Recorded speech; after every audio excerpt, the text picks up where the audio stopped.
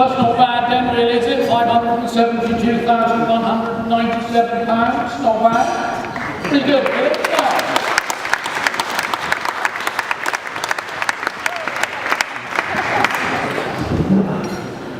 Most worshipful Programme Master, ladies, gentlemen, and brethren, welcome to Hogwarts.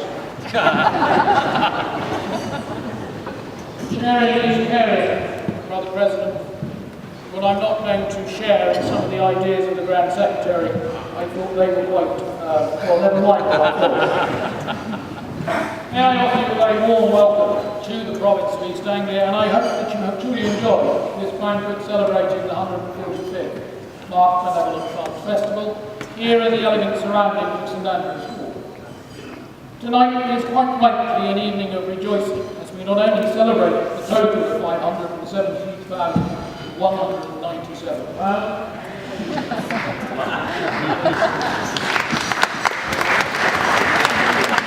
at the conclusion of a long and sometimes anxious journey.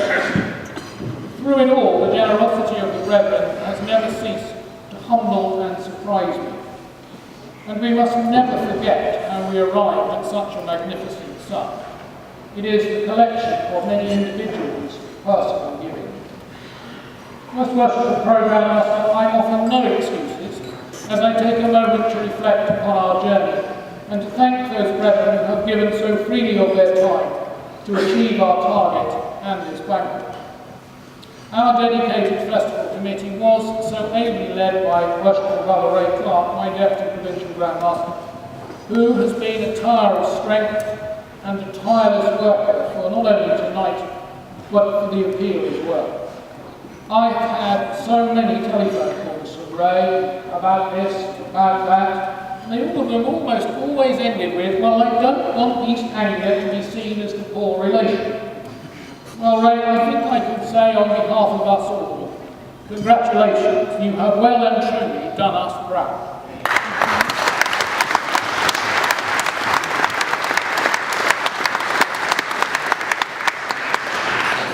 You, Ray, will be the first to say that you were helped, encouraged and supported by a strong team of Mark Masons. And you will be pleased to know that I'm not going to recite a long list, but I am going to mention 4 brethren who have each contributed above and beyond the call of duty. Worshipful Brother Richard Hawes is the hardest working and most loyal secretary any committee could wish for.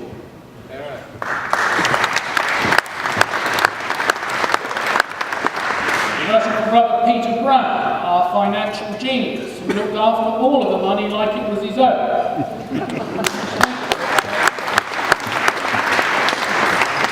Worshipful Brother Paul Oldfield, who had the mammoth task of receiving and coordinating all of the bookings for tonight and every other event chanting the festival.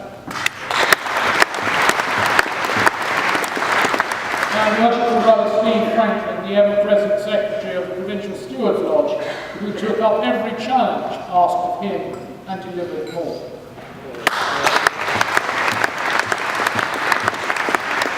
The other stalwarts are listed in the festival brochure, and I hope they will forgive me if I do not mention them and our army of willing and gracious helpers by name. I know the organising committee will breathe a sigh of relief at the conclusion of this evening, as you hopefully go away with a smile and fond memories of your visit to this beautiful part of the world. So you could witness for yourself some of the delights of East Anglia. Worshipful Brother Holzer was charged with photographing many of our wonderful towns and villages. These images, together with an organ recital from Dr. Robert Scott, have entertained you throughout this evening's dinner, and I think we owe Robert a hearty round of applause.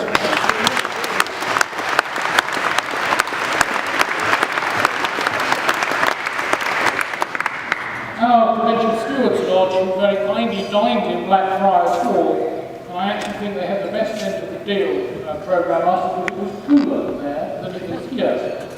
And they had the challenge of making sure that every person had a seat, and that seat was in the right place.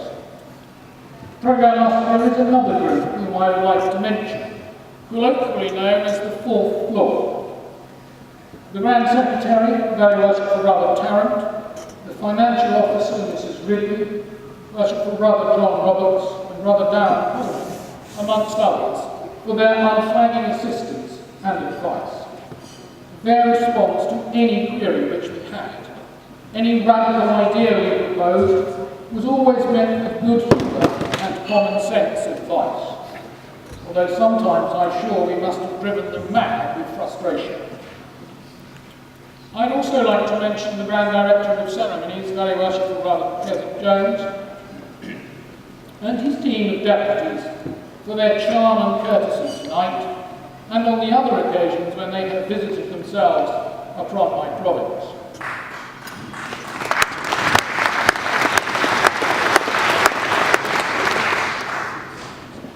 Some of you may not know, but I'm not always amenable to being given advice and guidance. It is, however, comforting to know that on an evening such as this, you are in safe hands, so long as you do as you're told. Thank you, Jessica. And whilst I'm talking about doing as you are told, Programme Master, when you, the Grand Lodge, and their guests retire from our banquet, your coach will be waiting for you.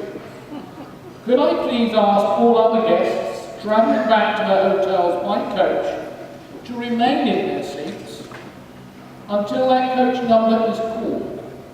This will avoid congestion and enable us to return to our hotels in safety and comfort. If you arrive by car or other means, please make your way out once Grand Lodge has retired. Tonight, we are celebrating our third Mark Benevolent Fund Festival. Our first festival was in 1918 under the presidency of Right Worshipful Brother George Rouse, the 3rd Earl of Stradbroke.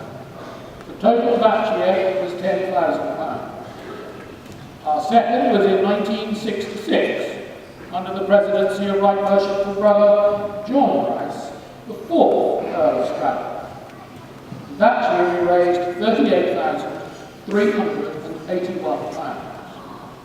And as you know, but I am going to mention again, the total for this, our third festival, is £573,197.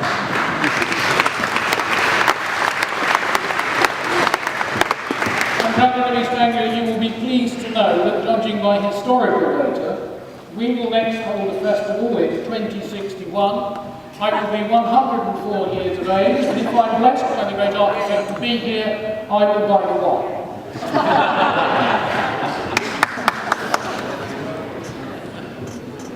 After I was in school as Provincial Grand Master, on my visits around the province, I explained to the brethren that they should give only that which they could afford. The Mark Benevolent Fund would be grateful if all we gave them was £1. For that was £1 more than they had before we started. Now, I would very much like to express our good wishes to the province of Buckinghamshire, and in particular to Right Worshipful Brother Wing Commander Peter Harborne, the Provincial Grand Master. Now, how about this for English? As he takes over the controls and flies towards the 146th Mark Benevolent Fund Festival at Milton Keynes on Saturday, the 19th of July 2014. And Peter, before you take off tonight, may I give you this £1?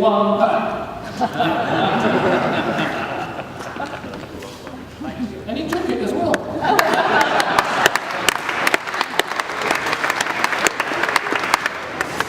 Most Merciful Programme Master, the work of the Mark Benevolent Fund has and must continue to have a special place in our Mark Masonry. It provides much needed help, comfort and support to a wide range of deserving causes. It strengthens our fraternity and it gives us a united charitable focus. To our sister provinces who have so very generously supported this appeal, I extend my thanks and appreciation and a sincere hope that when it is your turn to host the festival, we in East Anglia can return in some measure your outstanding generosity. Right Worshipful Brother Ray Smith in his address was kind enough to mention my contribution to the festival, my leadership of it, and its evident success. One of my predecessors, Right Worshipful Brother Colonel Geoffrey Didgate, is reputed to have said, successful leadership is to find out which way the brethren are going, and then get in front. I would like to thank the Right Worshipful Brother Smith warmly for his very kind expressions, but he should be aware I too only played my part. I like to think I was the cajoler, the smoother of ruffled feathers, the thanker, the steadying influence, and of course, in front. One of the major achievements of our festival has been a natural inclination for our three counties to bond together in an even closer union, strengthening the already strong ties of friendship which we enjoy here in East Anglia. Building on these traditions and sharing freely together must remain one of the lasting legacies of this festival. Most worshipful programme master, I would like to invite members of my Provincial Stewards Lodge to present bouquets to the ladies on the top table, to thank them and all our ladies for their love, their compassion and their understanding.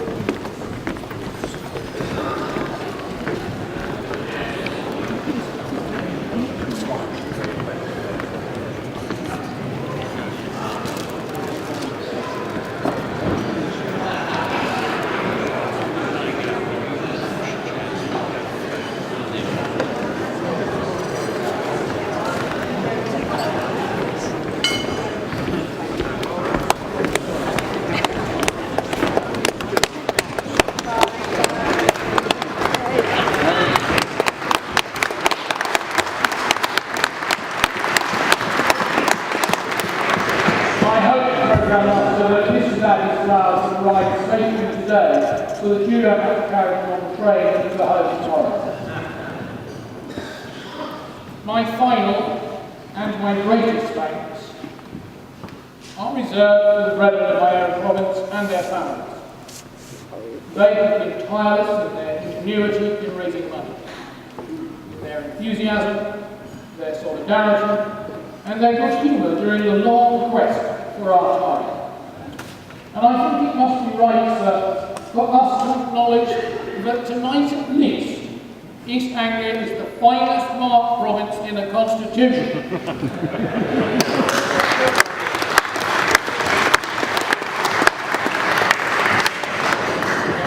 A better round of applause for that. Ladies and gentlemen and brethren, it has been my honour to serve as Provincial Grand Master for this festival. Thank you.